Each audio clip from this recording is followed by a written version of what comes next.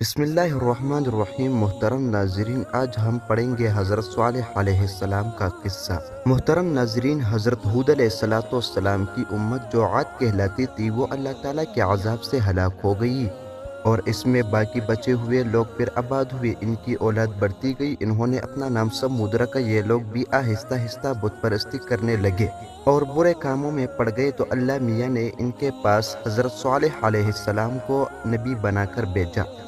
انہوں نے اپنی قوم سے کہا کہ اللہ تعالیٰ نے قوم ہود کے بعد تم کو سردار بنایا اور زمین پر آباد کیا۔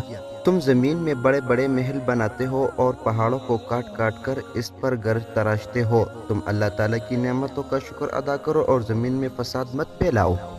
ان کی قوم کے امیر اور سردار لوگ جو غرور کرتے تھے، انہوں نے ان غریبوں سے پوچھا جو حضرت صالح علیہ السلام پر ایمان لائے تھے کہ بھلا تم کو یقین ہے کہ حضرت صالح علیہ السلام کو اللہ نے نبی بنا کر بھیجا؟ ان غریبوں نے ایمان والے نے کہا کہ ہاں، ہم کو یقین ہے کہ حضرت صالح علیہ السلام کو اللہ تعالیٰ نے نبی بنا کر بھیجا ہے۔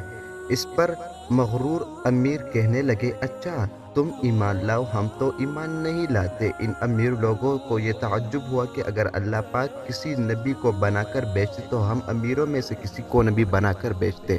اسی طرح حضرت صالح علیہ السلام برابر اللہ تعالیٰ کا پیغام ان لوگوں تک پہنچاتے رہے، مگر کوئی ان کی نہیں سنتا، بلکہ الٹا مذاق اڑاتے۔ بلکہ آخر میں ان لوگوں نے یہ فیصلہ کر لیا کہ حضرت صالح علیہ السلام سے کہا جائے کہ اگر سچے نبی ہے تو اس پہاڑ میں سے کسی اونٹنی پیدا کر دے، ہم آپ پر ایمان لائیں گے اور جانیں گے کہ آپ سچے نبی ہیں۔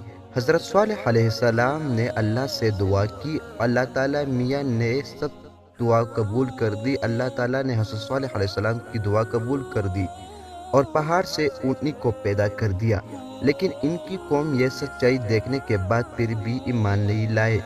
یہ اللہ تعالیٰ کی اونٹنی ایسی تھی کہ جس چشمے پر جا کر پانی پیتی تھی، سب پانی ختم کر دیتی تھی۔